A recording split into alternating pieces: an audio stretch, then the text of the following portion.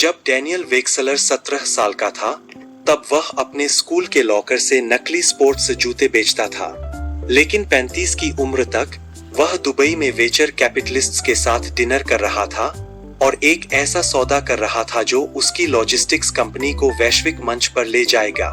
पर उसके बीच की कहानी चमकदार नहीं थी, वो थी थकाने वाली, सोच समझ कर चली गई चालों से भरी और कई बार डरावनी भी।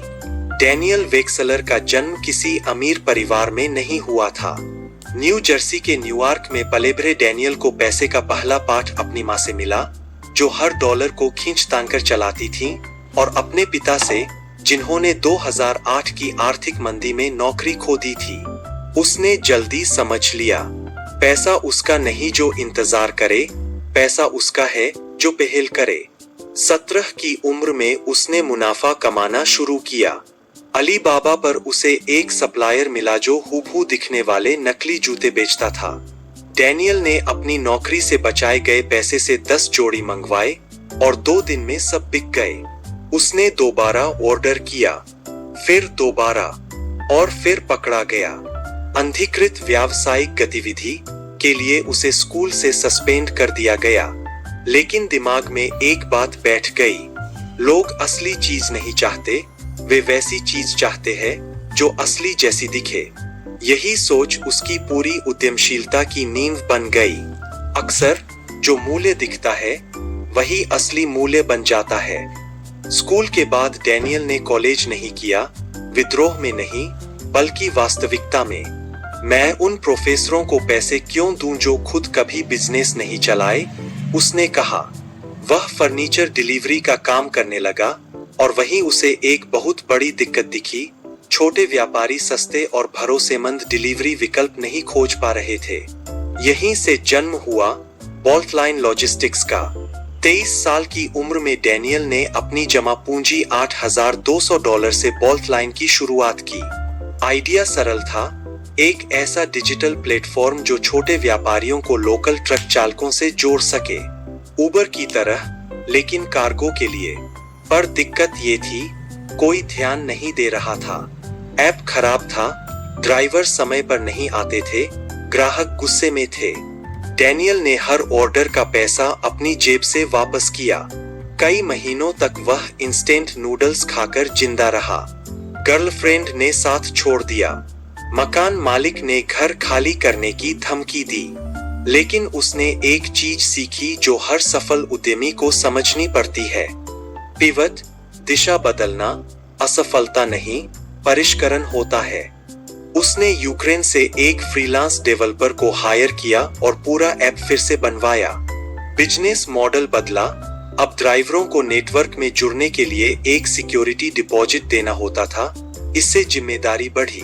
ओपन सोर्स एआई से प्रेडिक्टिव रूटिंग शुरू की, जिससे डिलीवरी टाइम 28% तक कम हो गया। और फिर डैनियल ने एक ऐसा निर्णय लिया जो बहुत कम लोग करते हैं। उसने स्केल करने की बजाय सिर्फ एक शहर पर ध्यान केंद्रित किया, फिलाडेल्फिया।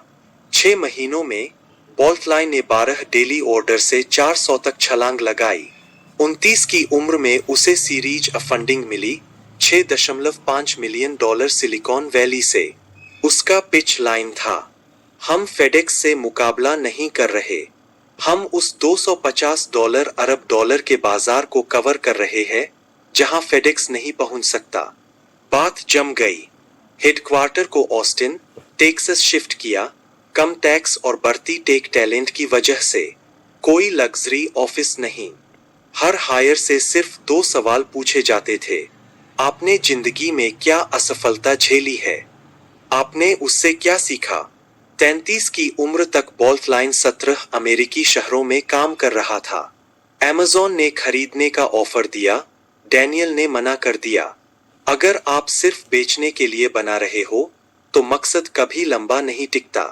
फिर आया कोविड-19, जहां दुनिया की अधिकांश कंपनियां डूब रही थीं, बोल्टलाइन की नेटवर्क स्ट्रेटेजी काम आई।